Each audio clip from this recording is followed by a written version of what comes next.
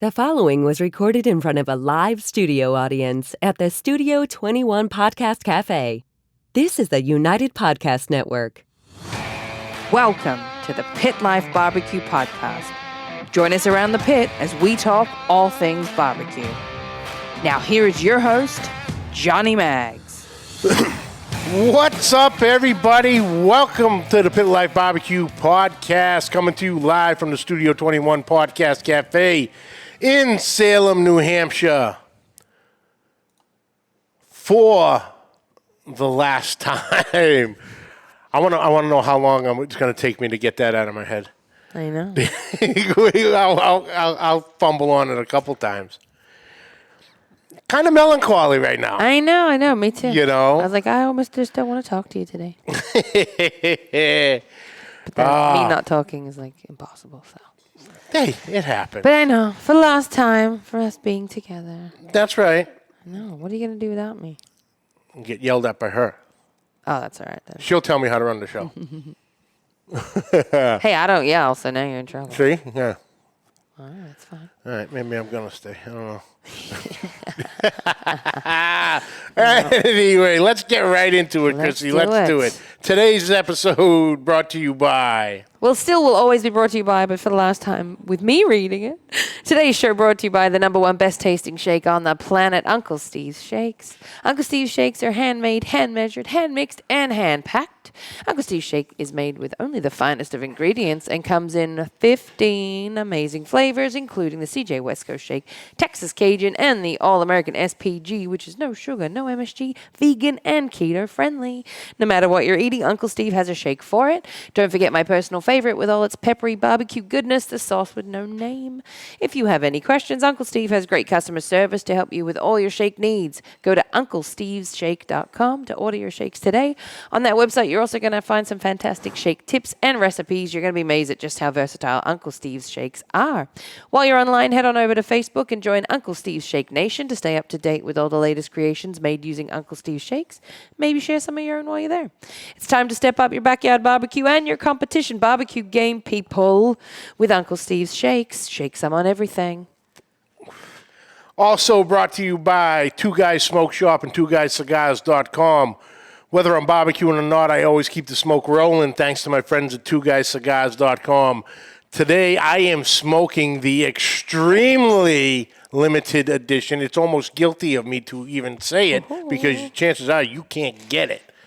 The New England Cigar Expo limited release for the big 2-day event this past weekend. It was awesome. It was epic. There was food trucks, like 20 to 30 cigar manufacturers. All the big names were there, yeah.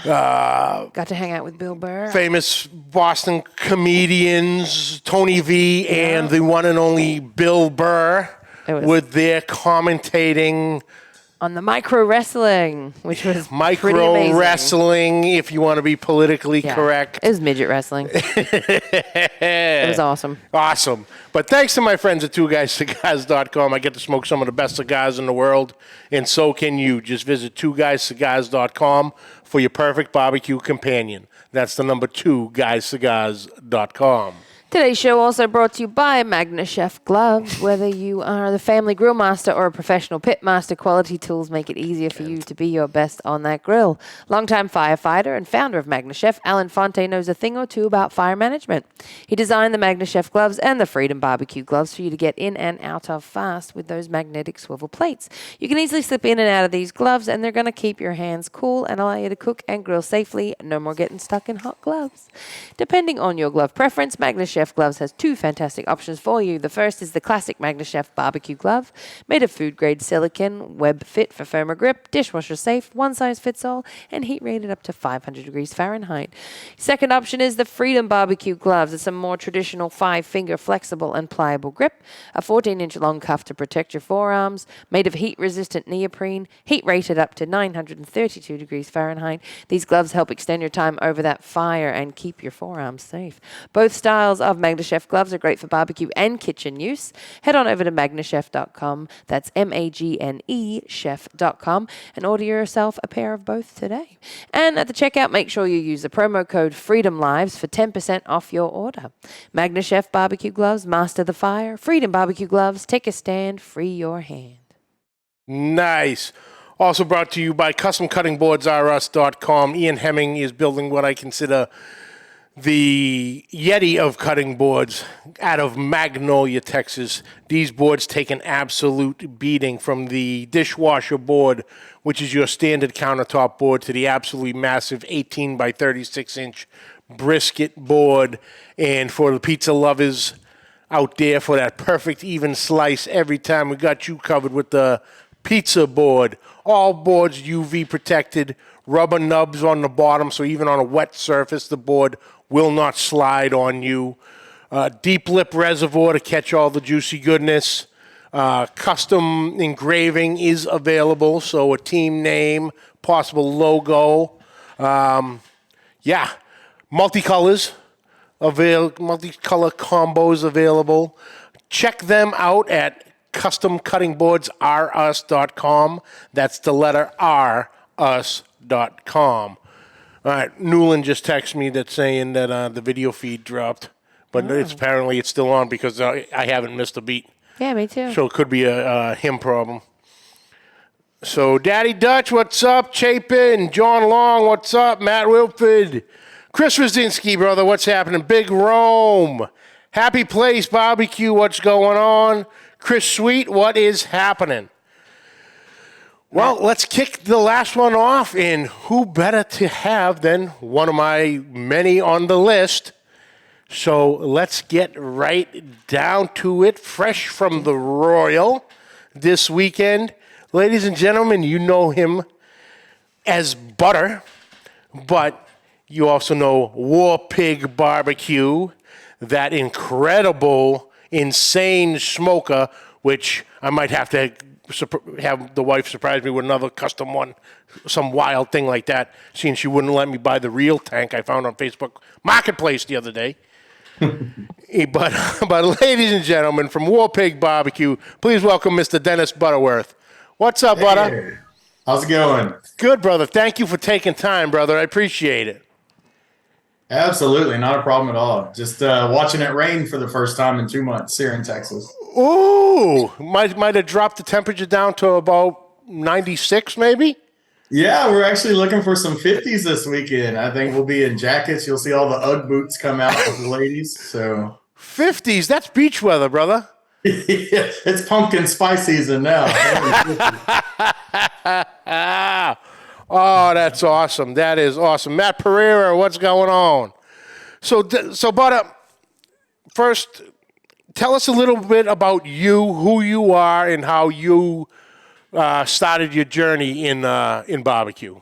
Yeah, so I'm Dennis Butterworth. I'm born and raised in Houston, Texas. Started barbecuing about 2009 competitions with a group of friends from the hometown, and just started taking it serious after realizing how much money we were spending just to gather and drink and lose. So, a few years into it, I started getting a little better. Started back in those days, we didn't have classes or Facebook. We had Facebook, where there was no barbecue groups in Facebook back in those days. So we had the forums, right? Like the barbecue forum and smokering.com. But anyways, just learned, soaked up all the advice I could get. A lot of it was bad advice, obviously, but some of it was good. Found out who your friends were in the barbecue world. Created, in I guess 2012, we got cast on a Travel Channel show called The Grill of Victory, and that's where I took the pit that I had, which was an old Spicewine Ironworks, and we pimped it out, made it look like an M1 Abrams tank. Made it remote control. So to this date, I believe it's still the only radio controlled barbecue pit in the world. And it has tracks off of, I got the tracks off a snowblower from up north, a Honda snowblower, which I didn't know existed. We have no use for those down here. And it's powered by wheelchair motor, so it gets after it. Really, really cool pit. Definitely a conversation piece. We had it custom painted with murals to pay tribute to some of the fallen soldiers.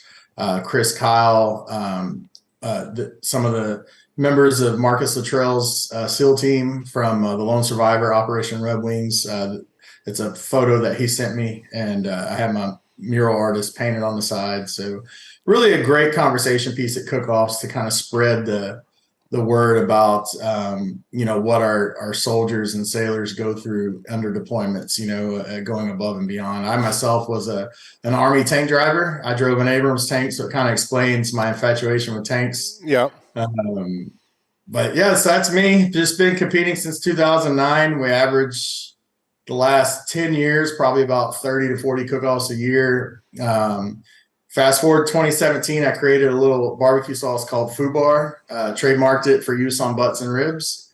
And Warpig BBQ, the company, began because we have a grocery store down here called HEB. Oh, it's our largest grocery store. My holy grail. Whenever I come to Texas now, that is a must, is to go and pick up supplies that I don't really need at HEB and bring them back home. I said I need to start a petition for the Northeast that says we need an HEB, an Academy, and a Buc-ee's. Yeah. I'm sure you'll get Buc-ee's first before you get the other two, but maybe Academy second, since they're publicly traded now. They're probably really trying to spread out across the country.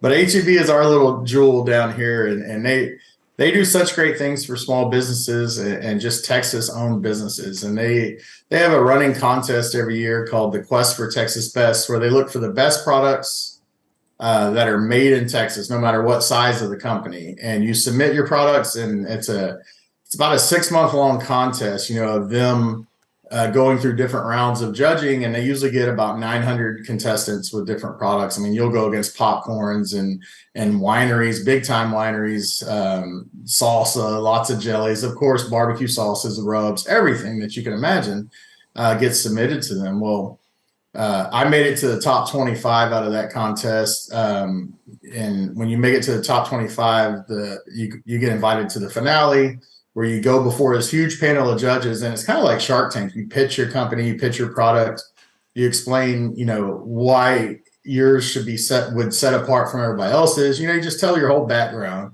And, we went up, told a good story, served them some good barbecue with Fubar on it, and ended up winning first place in the contest out of, I don't know, 600 or 800 contestants. I can't remember. It was 2017, but so that really started my business and launched my business. That was in August, and January 2018, I got in HEB. So they put me in 250 stores with Fubar, and over that year they opened up new stores. So every time they opened up a new store, I got into that one. Ended up selling about 50,000 bottles that first year. Became their number one selling sauce in the store. For the premium section. Obviously $2, you can't beat $2 Sweet Baby Ray's or $1 Oh, Kraft, yeah. but in the $4 and up bottles, I was selling more than everybody else. So the next year I created 2 more flavors, Snafu and Fubar Flamethrower. And then I started getting into the spice rub world with Ham Grenade as my first spice rub, and we got that on the shelf. So I've been going strong now, about 6 years in HEB. It's been impressive. We've sold almost $2 million through their cash registers with our products, and still a small veteran-owned business. I use the term "we" a lot, but I'm the only employee, so I do it all. I always like to make people think we're bigger than we are, but I love it. I wouldn't trade this life for anything. It's been a huge learning curve, learning grocery 101. Yeah. I never figured I'd be in a grocery store.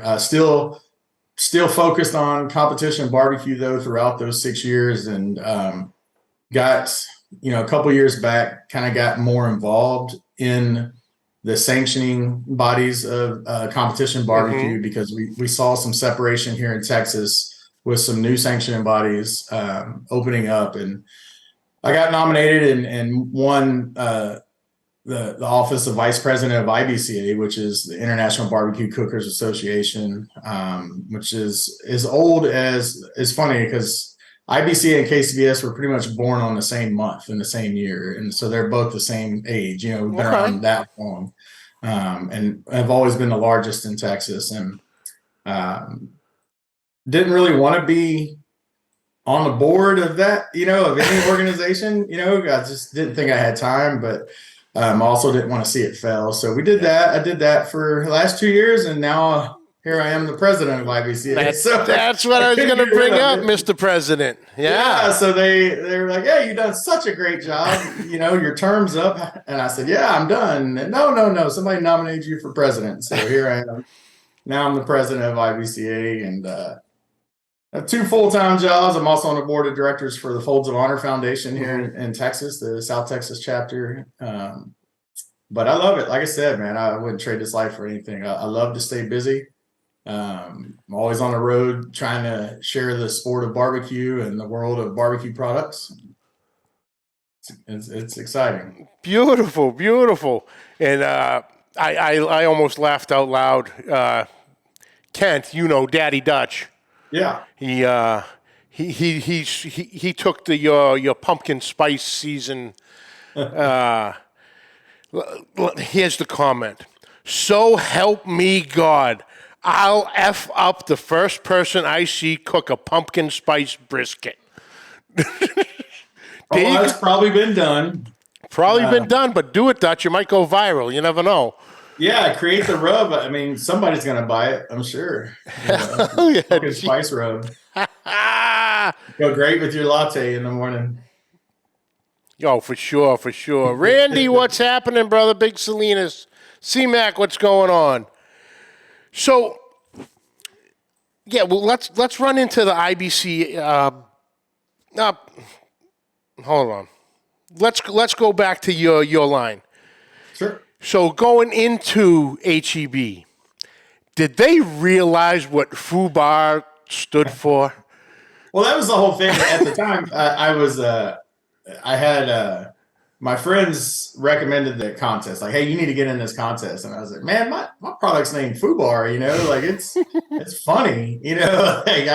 So at the time I was married, and I told my wife, I said, well, you know, let's just submit it for the hell of it and see, you know, let them get a laugh out of it. You know, I hadn't sold anything when I submitted the product. Yeah. Maybe 50 bottles. And the guy calls me and he was like, hey man, you know, so-and-so Armando with HEB, you know, got your submission. And I fully expected him to say, but, you know, this is as far as you go, you know. And he's like, man, we love it. And I said, really? And he goes, yeah, it tastes great. And everybody just loves the name. And I said, really? And he goes, yeah, it's such a good conversation piece, you know. And I said, man, I'm not emotionally attached to that name. You know, if y'all want me to change it, I'll change it to something simple. And he goes, no, don't change anything.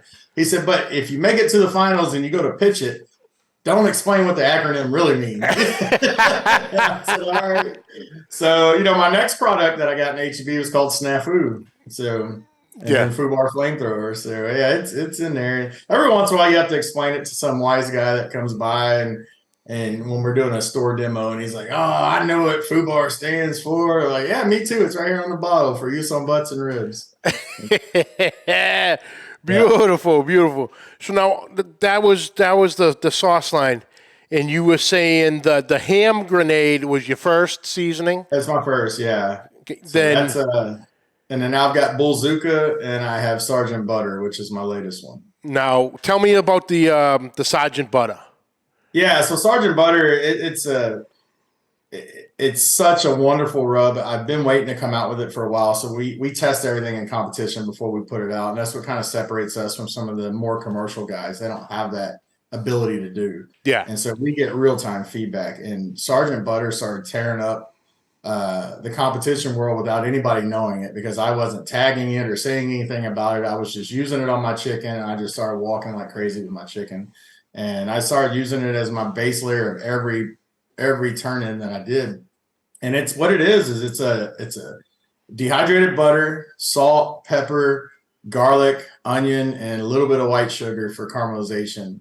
And it is just an amazing rub that really lights up inside your mouth and you eat it, and that dehydrated butter rehydrates, and you just get such a world of flavor. And when you sprinkle it on the meat, it that butter actually rehydrates and creates a natural binder for all the other seasonings.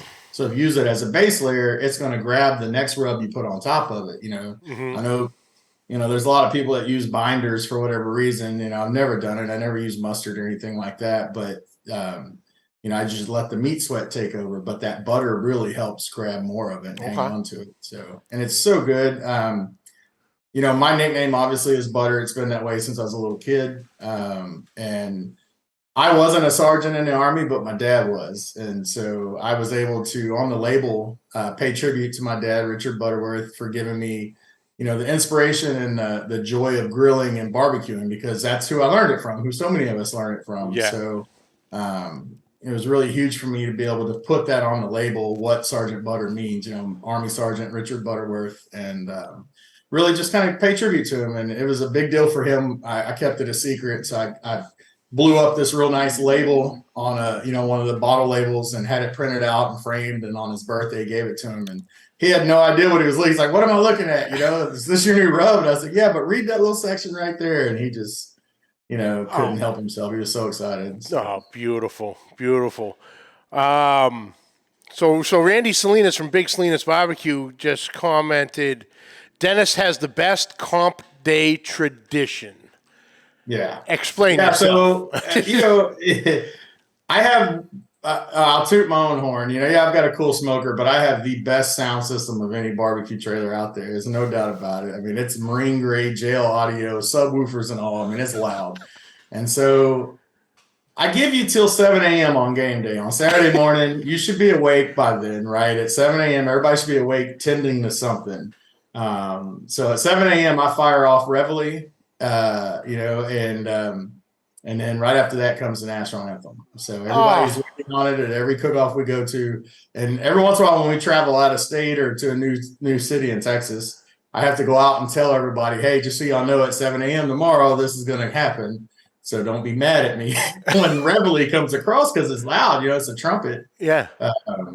But everybody really loves it, and they all join us and stand at the flag. And, just basically what it is it's, 3 minutes total of having your team focus on something and get ready for the day. Yeah. And my whole team comes outside and we all stare at the flag, and you just kind of get in your thoughts. And, for me, I'm running down everything in my head that's about to happen that I need to get done. And just give you a second to give thanks for being there and think about all the things that you could be doing, like that could be worse in your life, but instead you're at a barbecue contest, so. Beautiful. That's beautiful, brother. Junior, what's happening? Robert Leah, what's up? Uncle Steve, what's going on? So back to the IBCA. So you were vice president. You just took over president. Now, how long are your terms? Are you 1 year or 2 year stints? And how many can you do? You have 2 year terms, and then you can run for re-election after your second year and do 4 years total. And I'm hoping that I do such a bang up job in 2 years that they're ready to get rid of me and we can let someone else come in. But I enjoy it. I'm really looking at this year is stepping back from competing so much, because for one, I mean, it's just getting more and more expensive.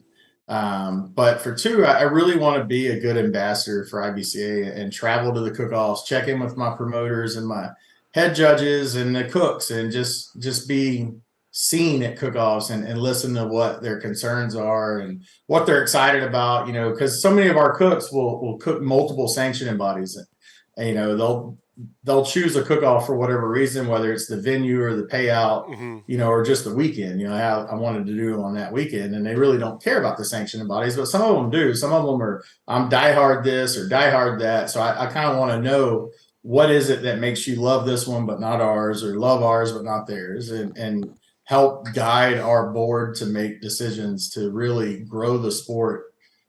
Because when we succeed, the entire sport in Texas succeeds, because, we're the biggest, and I feel like we're the gold standard. We're the longest running sanctioning body.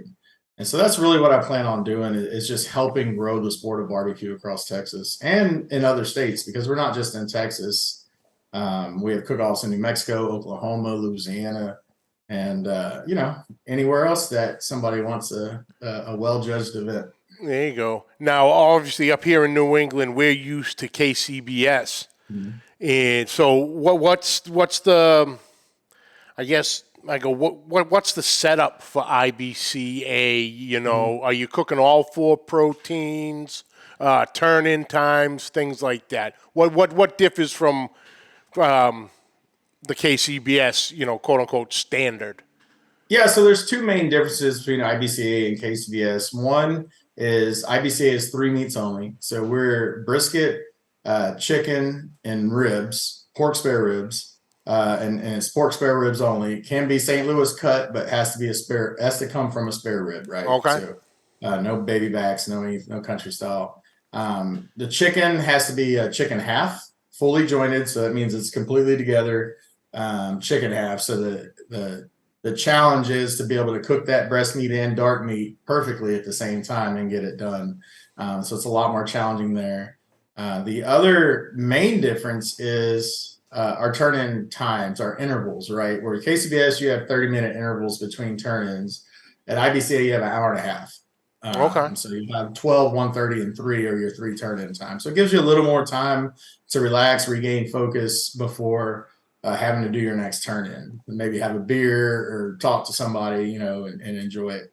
Where KCBS, you get that adrenaline rush because you're just boom, boom, boom, boom, boom. But if there's a mistake or something's not completely done, you really fall into a bad situation. It's a little more challenging there. And then lastly, I guess there's 3 differences is most of our cook-offs are dual rounds. So we have a single round, and if you place well enough, you get moved to the final round. We have a final table. So you have to not only impress 5 judges, you have to impress 10. There's 5 judges in the first round, 5 judges in the second round. So your meat has to be really good to impress the second round of judges.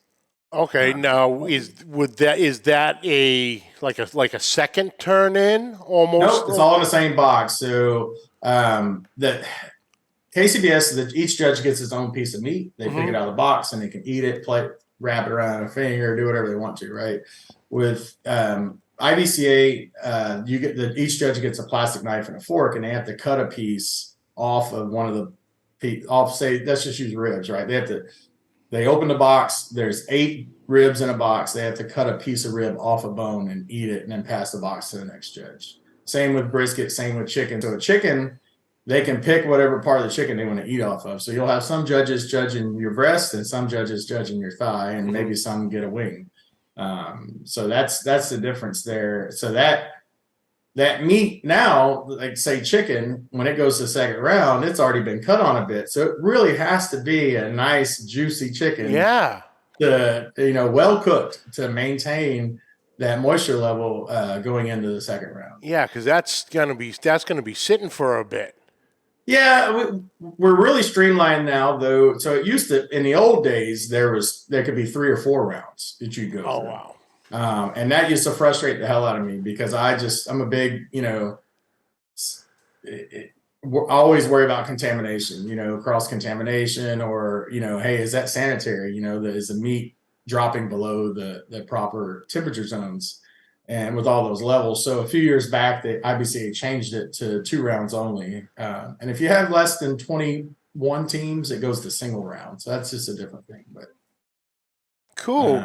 So yeah, it's a little more challenging on that point because you have the 2 rounds. Yeah, it's definitely hard. It's not easy. We've never had a perfect score because you have to get perfect 10s. We don't drop the lowest score like KCBS does. So you have to get 10s from every judge in both rounds. Oh, So, wow. I really wanted to find out something special to do for that one person that's going to hit a perfect score. Yeah. Yeah. Oh, that's wild. Oh, that's interesting. That's interesting. Hey, Lep, what's up, brother? Jen Lee, how are you, darling? Mad Max, what's going on? Greg Pino, what's happening?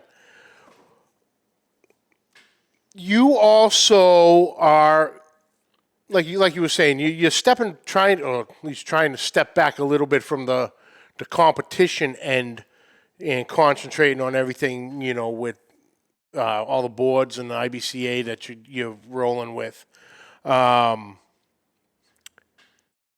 Tell us on your involvement with the Houston Livestock and Rodeo. Because I had walked by, this was my first year down there, and I was walking through and I saw Warpig's tent set up in the corner. Mm-hmm. Have you had that spot for a while, or because I know you just can't sign up and go cook. No, you Houston. can't. Yeah, there's about a 10-year waiting list probably to get into Houston, and even if you sweated out those 10 years, they would probably bump you for someone else. Houston's a tough one to get into. There's a lot of corporate teams, big time corporate teams. It's a fundraising event for inner city youth and not just inner city youth, but just because Houston Rodeo gives scholarships to kids across the city of Houston and across Texas. So it's a really a big event, and there'll be, I don't remember how many spots. There's probably 400 spots out there, with cook teams everywhere. We've been out there, I want to say I've been cooking it since 2011, I'd say. Okay. 2010, 2011. And I was cooking with another team that had this spot. And I just kind of became a team owner through the years with this guy because he just wanted to throw a party and he saw how serious I was about cooking. So he had me bring my whole team in to do the cooking for the team, for the competition side of it. And in 2019, he looked at me and handed me the keys and said, "It's yours from now on. Just name it Warpig, and we just want to come hang out." So he said, "We don't want to be in charge of it anymore. We want it to say Warpig and be your tent." So 2020 to now, I've run it as Warpig BBQ out there. So that's been a huge blessing because some would say I got in the easy way, right? I didn't have to sweat out a 10-year waiting list or anything. But I definitely worked my ass off in those years to get him to trust me to take over because that guy, that team, he's been a spot owner since I want to say for 26 years. So he's been with Houston Rodeo, Livestock Show and Rodeo Cook-Off for that long, over 26 years now. So it's a big thing for him to come out and see how I've grown what his dad started. Yeah. So and that's a fun event. It's very challenging because now we're getting more and more high-level competition cooks coming out there and cooking for corporate teams. Yeah. So it's you have to be on your game when you go out there. It's a huge party. I mean, first and foremost, it's a party. It's 3 days. It's like no other major cook-off party. It's like no other cook-off party. I mean, I can promise you that. I've been to the Royal. I just got back. Been to the Royal several times. All the other big cook-offs, they party. But we build entire villages out there. Yeah. Right? I mean, there are people that buy a house, a new home's worth of lumber and create small towns in their tents. I mean, it's big. And we have big name acts out there performing in people's tents. Major industrial country bands. Lee Brice was out there in one of the tents next to us. So it's huge, and our budget for that weekend is almost $200,000 for 3 days. Just to entertain our party and have all those people come out and the liquor, the food. I mean, it's a wild time. And then at some point you have to focus because you got to compete on Saturday morning. And so Friday when we kick everybody out of the tent at the end of the party, it's kind of go time for our team and basically got to sober up and get ready, to throw down Saturday morning. And they do it different. Their turn-in times are really weird, but you're usually done with brisket turn-in by like 1 or 2 o'clock. They stagger you on how you turn in. Yeah, and they have an open division too on that. They have, and it's a non-sanctioned event, so anybody can cook it. They have their own rules. They have their own scoring system. It's very tight knit with Houston. They want to be in charge of everything. They do an open meats category, like a chef's choice kind of thing, and they also do a Dutch oven dessert contest, which is interesting to see what people make in the Dutch ovens. You do Dutch oven desserts. Mm-hmm. That blueberry, mixed berry, peach and blueberry cobbler there. Ooh. Mrs. Maggs can throw down a mean cobbler in a Dutch oven. Yeah, it's cool. It's cool to see people bring in pastry chefs to cook Dutch oven dessert. Out there, like they take it so serious that we try every year to do something really cool. It would never works. Yeah. Same with our dessert category at the Royal this year. I thought we had the most beautiful dessert. I'll post it later this evening, and it was amazing. It was a beautiful presentation. It was a Bananas Foster's cream pie. Okay. So it was really, everybody down south loves banana pudding, and that's kind of what you think of when you taste that pie. But those Kansas City folks just like cheesecake, apparently, because that's usually all it ever wins is cheesecake. It is. The cheesecakes are really, you can do hell. They made a whole damn restaurant chain out of a cheesecake. True. You know what I mean? Yeah, very successful one. Very successful one.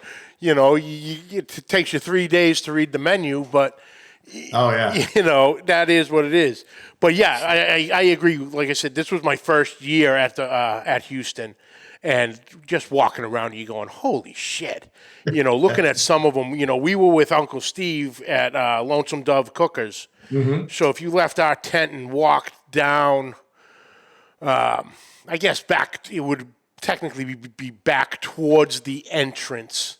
Yeah. There was, I forget the name of the team and site.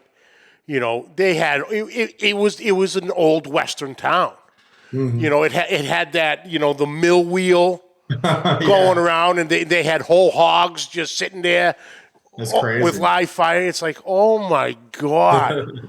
But how big is the party? At your tent.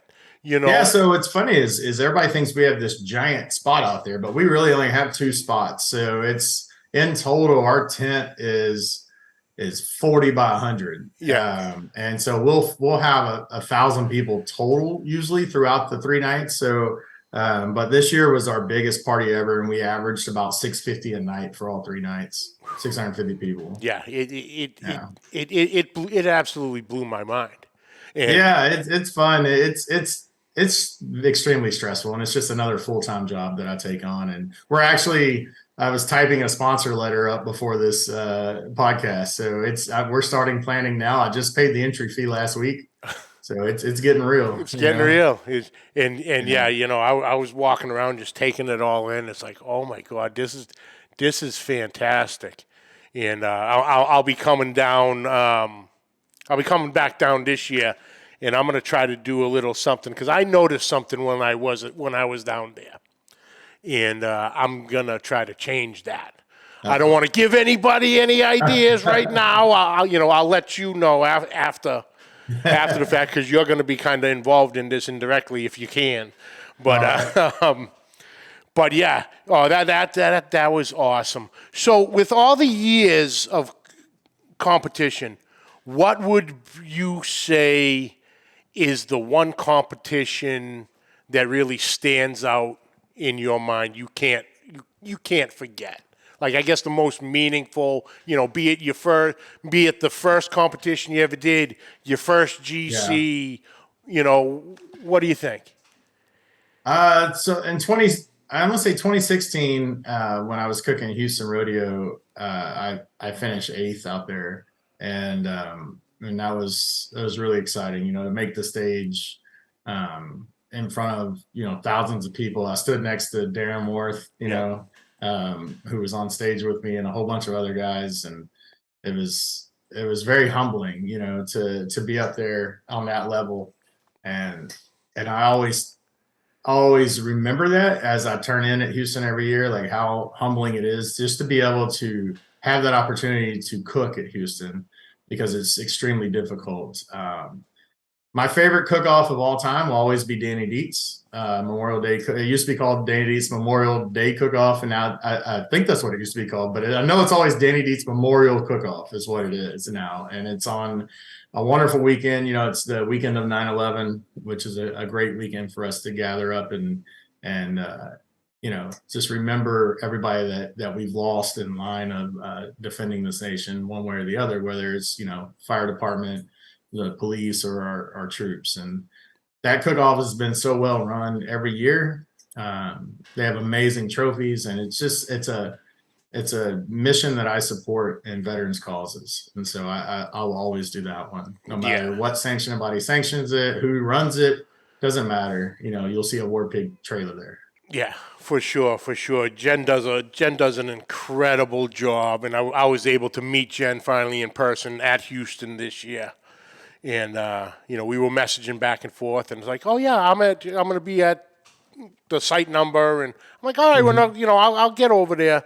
And literally, I'm walking down one of the streets, basically, best describes it, and she just jumps right in front of me, and she goes, "You got to be Johnnie." I go, "Why do you say that?" She goes, "There ain't no other sucker down here that's talking like a Yankee." I'm like, guilty. Hi, Jen. Oh, it was great. Good times. But I asked you a question at the very beginning of this, because I'm going to start. A lot of the guys, like our friend Robert Rocha, has the Mount Rushmore, and obviously don't want to go that road, so I'm kind of spinning it a little bit off. And this needs to be fine-tuned, so this original is going to be very rough.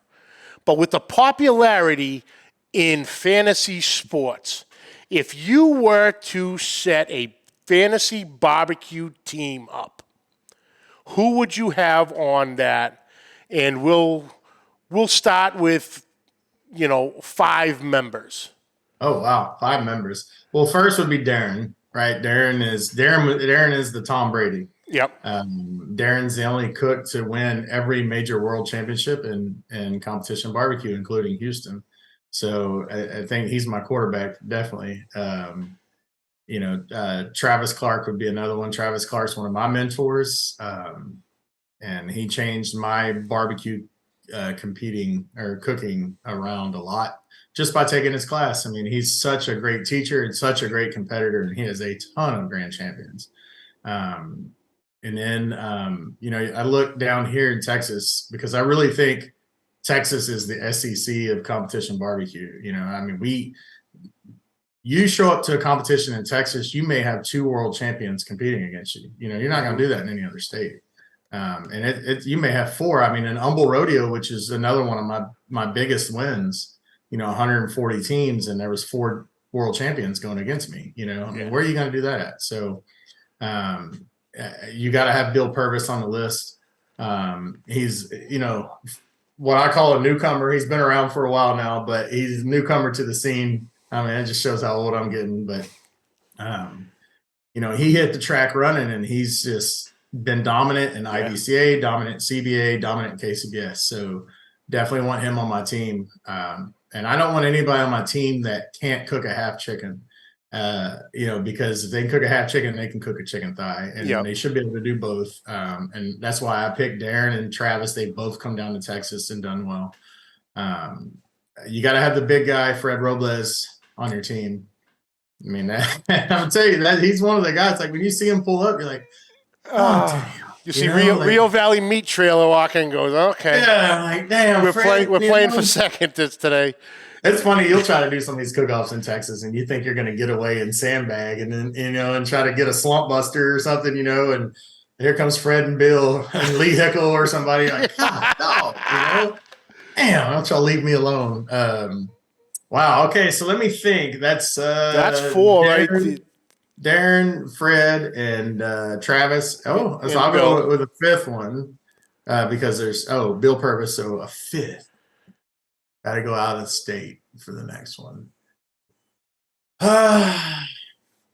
Well, I've never met him, but I've seen him on TV and I've read his cookbooks and I've seen his level of success in barbecue. And for the Southeast region, I would pick Chris Lilly. Okay, Big Bob Gibson. Yep. I'd love to hang out with him and just pick his brain. I mean, it just seems like such a genuine guy. And we've been at the Royal together against each other, but so it's 500 other teams too. So it's not like I can say I cooked against them, but I've cooked in Alabama hoping he would be there. I cook every year in Alabama and I never get to see him. He doesn't cook the one we do. But man, that dude, he's won some world champions. He's tough to beat. And I think I would add him. And I think I'd put that 5 against anybody, and I'll just bring them Gatorade. I don't have to cook. Hey, yeah. With those 5, I got no problem being the coffee go-getter. Yeah, absolutely. I'll make them breakfast. Yeah, I'll keep the ice cold. Yeah, that's right. That's all you'd have to do. Oh, Butter, man, thank you so much, brother. I appreciate you taking the time. Like I said, you've been on the list for a while now, and this list is awfully long. It's like hell. I just had Aaron on, like a month, 2 months ago, and the first thing out of his mouth, second thing other than "What's up, bitches," was about damn time. Yeah, man, come stay in touch. Come see us in February. We'll get you and your crew some all access passes to our tent.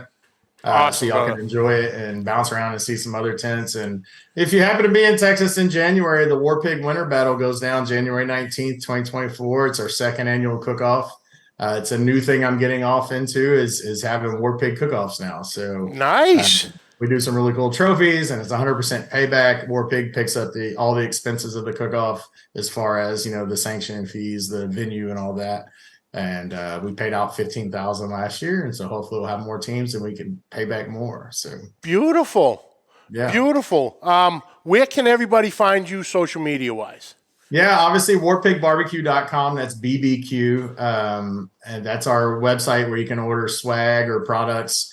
You can find us on Facebook at TX Texas Warpig BBQ. So TX Warpig BBQ, Instagram TX Warpig BBQ, TikTok. I'm DW_Butter, and Warpig BBQ has its own TikTok page, which hopefully I'll start updating soon. And I think we have a LinkedIn, a Pinterest. We have all kind of things. They're all either TX Warpig BBQ or Warpig BBQ. Just look for My Ugly Mug on it. You'll know you have the right account. All right, Butter. Thank you, brother. Hang in there 1 second. I'll close this out and jump right back in with you. Good deal. Awesome, Chrissy. That's it. That is it. That is it. Wow. That's it. That's all it. 5 years, Chrissy. I know. 2 together? 2 and a bit Yeah, together? 2 and a bit. Yeah. Thank you for everything. You're very welcome. I appreciate it. And of course, then I will be pestering you. I'm sure. Because I am computer illiterate, I think they call it.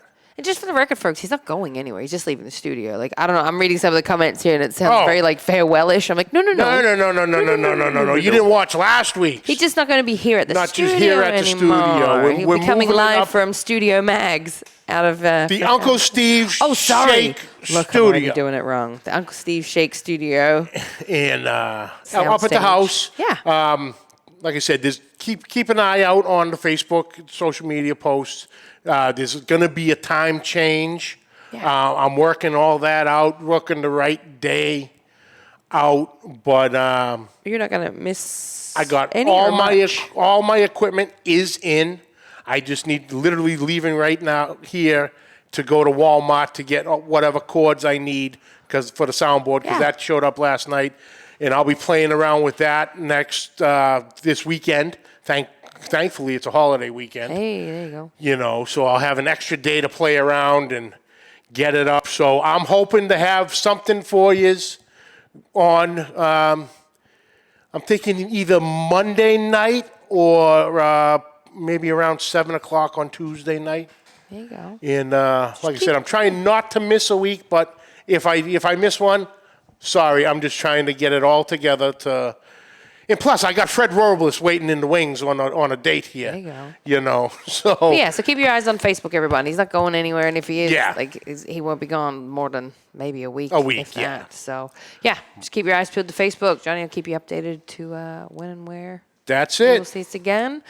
It's been a pleasure. Thank you all for Thank you, Chrissy. and having me. And it was great. I saw Dave earlier and thanked him and Ed. It's been our pleasure. For sure. All right, let's do it one more time. That's it for this week, folks. I'd like to thank you all for joining us. Catch the audio wherever podcasts are found. Catch the video on Facebook and YouTube. On YouTube, hit that subscribe button and notification bell. You got all our episodes right at your fingertips. Find us, all the social media links are listed down below. Questions and comments, please send them to Pit Life BBQ Podcast at gmail.com. Like always, subscribe, like, rate, and review. Hit that share button. And until next week, keep the smoke rolling. The views and opinions expressed by the hosts, guests, or callers of this program do not necessarily reflect the opinions of the Studio 21 Podcast Café, the United Podcast Network, its partners, or affiliates.